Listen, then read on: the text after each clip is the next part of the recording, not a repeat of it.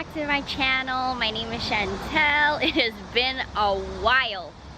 So this video is going to be a funny one, but before I do anything, I just wanted to show you guys I am here at Tuksum Park in Seoul, South Korea, and I would say it's one of my favorite parks in Seoul just because the Han River is right there. You can see like the subway coming through here, so hopefully it's not too loud when I film.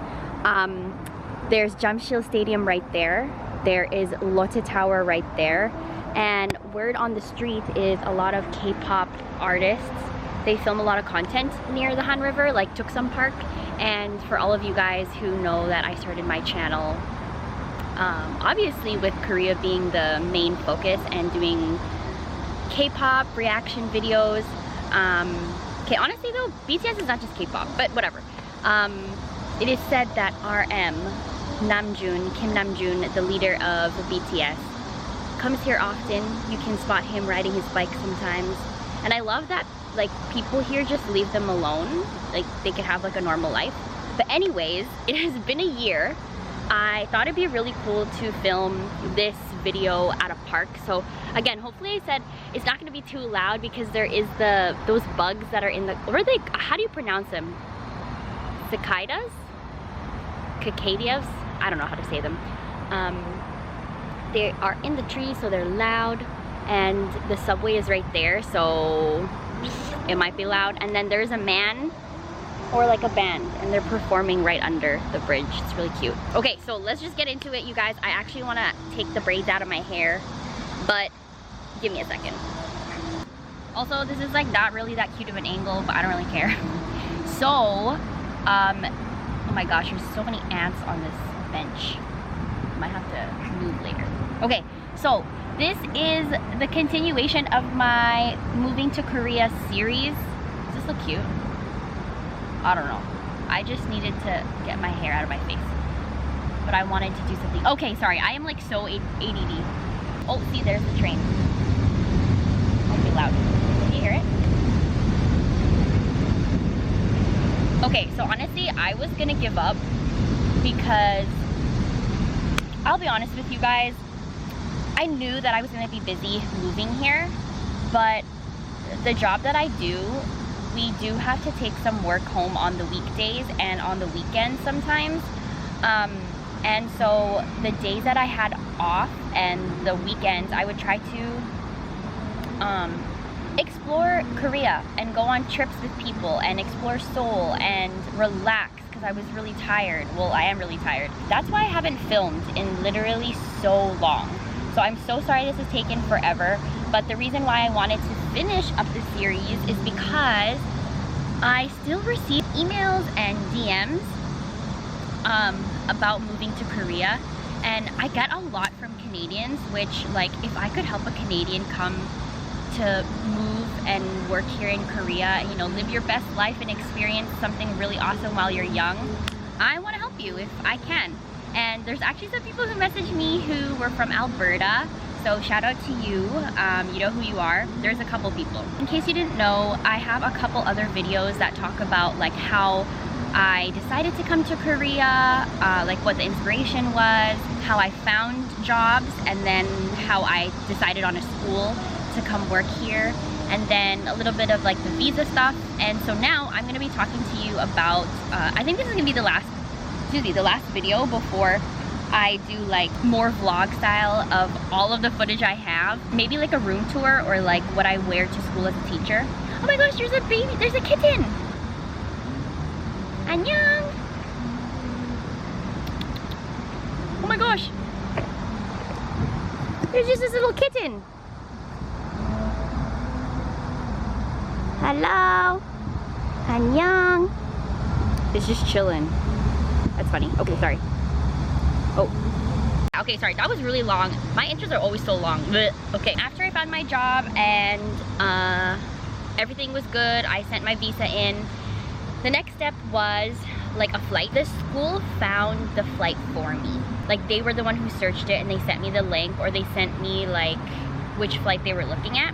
And then for me personally, and again, this is all just my experience, you guys. You might not experienced the exact same thing that happened to me. They asked me to purchase the plane ticket, and then they would reimburse me in my first paycheck. I got it, booked it. I already had my visa, so I got my visa. It took about 2 weeks. So then basically I packed and I went on the airplane. If you're curious what I packed, well, let me know if you want to know that. So in order to go to Korea, I want to remind you guys that this was still during COVID, so there were still restrictions, and so it might not be the case like this anymore, because I don't even think there's any COVID restrictions anymore. So in order to go to Korea, I had to be double vaxxed, and I had to show like my little proof that I was vaccinated, my little card.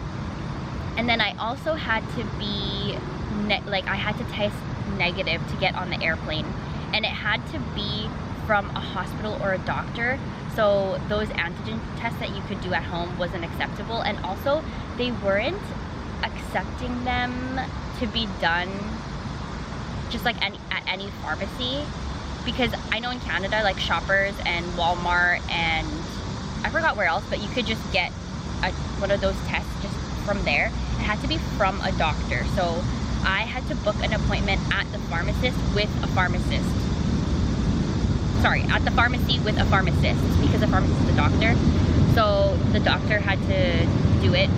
Again, I don't know if this is gonna make sense, or I don't know if this is gonna be relevant to you guys because it's not like that anymore. But anyways, so and then in order to board the plane, I had to get like, it was like an electronic arrival card.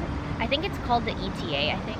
I don't even know if it still exists, but all I know is that right now, actually, Canada is one of the countries that is exempt from that. It's kind of like a visa, not really a visa, but it's basically like a traveler's identification card, and to show that you're negative or like you're double vaxxed or something, I think. Right now it doesn't exist because there's this whole like Visit Korea campaign type of thing. And also, if you fill out the ETA electronically, you get past security and immigration so much faster, because there's like a long lineup for people who don't know how to do that traveler's like arrival card thing. You have to like fill out forms, and sometimes like you don't have the documents that you need to fill out the form, so that's why it was stressful. But luckily, like I said, if you get that done ahead of time, then it's just an easier and smoother process for you to get through the airport, to come out of the airport. For the most up-to-date information, I would say to go on the consulate website or the embassy website. So for me, that would be the Consulate General of Korea in Canada, so that was in Vancouver, and then the Embassy of Korea in Ontario. So anything regarding what you need to enter a country, it doesn't have to be Korea. I would just always recommend to go on those websites. So I think it's under the tab where like visas or like travel protocols for travelers. It should be under there, like the notices of what you need to enter the country. When I was on the plane in Vancouver, they did not let 2 people onto the airplane who like I met briefly, and they were also Canadians going to Korea to teach. 2 girls weren't allowed to go on the airplane because they didn't have the things that they needed to get into the country, and like she was pretty upset. The one girl was like pretty upset with the airlines, but like guys, it's not the airlines, it's literally like the country. Like it's the country that has those rules. You can't come into their country without having those things. So like airlines won't let you board because they're the ones who are bringing you there. I would just be careful with that, and just make sure, maybe even with Appletree, if they know the guidelines of how to enter the country. Well, that was for me. Appletree was the recruiting company that I went with. And then so the school and Appletree sent me a driver. So they had a driver come to pick me up with my luggage, which was really cool. But honestly, like, I'm not gonna lie, I was pretty nervous because I was like, how can I trust that this school and like this driver is like not gonna abduct me or something?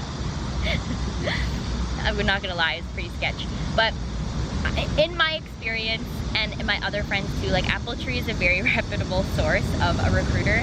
So most of the time you can trust them. I haven't heard any horror stories with Appletree. So that's good. The Apple Tree recruiter was making sure that I arrived safely, that I got the driver and I knew his name, and I also took a picture of the license plate, which you should do.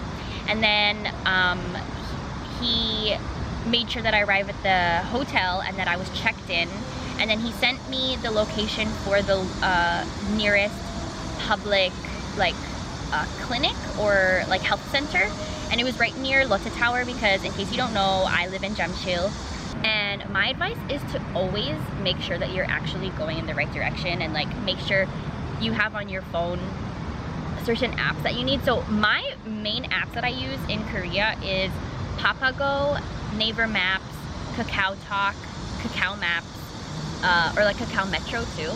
The reason why I was in a hotel is because I had to get tested for COVID the next day in the morning, and I didn't need an appointment because at the time COVID tests were free in Korea and you didn't need to book an appointment. It was so cool. At the hotel, checked in, showered, rested. Next day I went for the COVID test near the Lotte Tower, and luckily I studied abroad here in Seoul, so I knew how to use the transit system. So the recruiter was really nice. He was like, if you don't know how to get there, like please let me know. I can like make you detailed instructions of how to get there, or like how to get a taxi to get there, which is really nice of them. I felt really taken care of. And I wasn't allowed to be in public until I got my COVID results, because basically like COVID was a lot better at the time that I came here, but I think it's mostly because like I just came from international travel and they wouldn't want me to start teaching kids while being sick or being a carrier. So I had no symptoms, which was great. So luckily I was negative and I was given my schedule. Oh, it was because, this is what I was saying. Because if I did have COVID, I would have to start my contract a week later, just with the protocols for isolation and stuff like that. So luckily I was negative the next day, and then I got my schedule, and then the recruiter sent me the location of the school, and he said from now on you can communicate more with the school about like what's gonna happen. And so the school messaged me and they were like, hey, like this is when you will start, this is the contact information of your Korean co-teacher. So my Korean co-teacher messaged me and she was like, hey, like this is the time that you should come in. Please dress like semi-formal or like business casual, kind of. Business casual, sorry. Oh, another thing that I would recommend is have a document of all of the contacts and all the emails and all of the addresses. For me, I had like the hotel contact information, address and stuff. I had the school, I had Apple Tree, I had my new apartment that I wasn't moving into just yet, and also some contacts that I had here. So I had friends here, so in case I ran into something scary, that they could help me. And then I went to the school on my first day and it was really nice. Everybody was just like really yeah, like really accommodating. There was a lot of information thrown at me at the beginning, and honestly I will say that my training wasn't the best, but it's okay. You live and you learn, and my coworkers were really good with helping me navigate. So I had some training days, and then I started teaching the next week because I arrived in the middle of the week, like Wednesday I think, or Thursday. And then really weird, but like the school was supposed to tell me, but they didn't. It was the teacher that I was taking over. Anyways, she was like, hey, you're allowed to move into the apartment on September 1st, so I'll have everything. But because like obviously she was training me, I went home with her on one of the days, and she showed me like the best way to get home and everything about the apartment. She was like, you can move all of your stuff in like tomorrow if you want. So I did. I ended up bringing my luggage into the apartment a little bit earlier while she was still there. So she was really helpful. And then yeah, so that's basically the physical process of me coming to Korea. And then just really quickly, I don't want this video to be too long, although it probably is. When I arrived, the school helped me get a bank account. They didn't come with me, which was a little bit hard, but they helped me get a bank account, and then I got my own phone. But the thing is, you need to have your ARC, which is your alien registration card, which is kind of like a residence card if you're on a visa. Like you need that to like be allowed to get your credit card, and be allowed to like take money out. Like you can open a bank account with just your passport, but yeah, and then you also needed a phone. But then to get a phone, you need to have a bank account and an ARC, which was like confusing. So anyways, the school booked me an appointment with immigration to get my ARC, but I had to get a medical examination, which was, oh my gosh, it was so cool, the medical examination. If you guys want me to talk or like make a short video about how that went, let me know.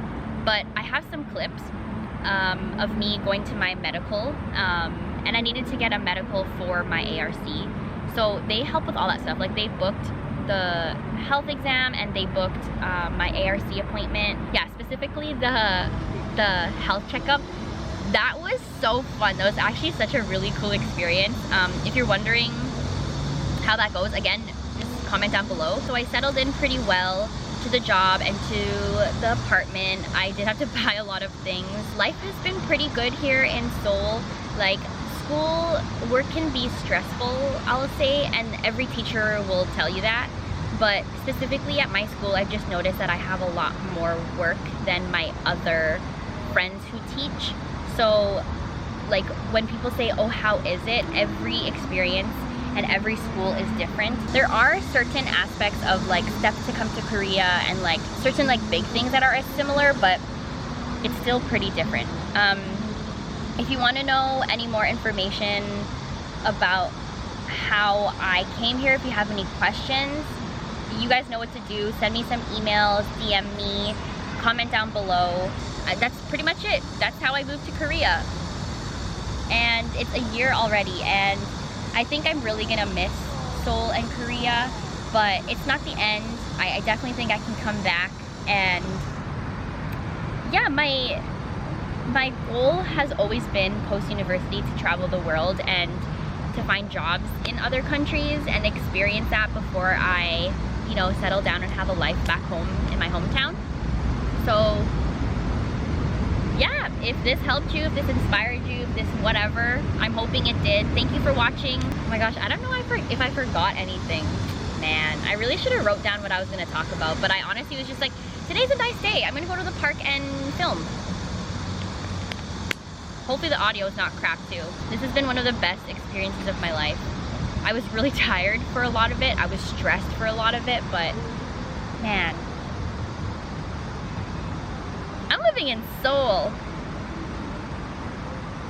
Okay, anyways, I'm gonna go meet a friend. Bye!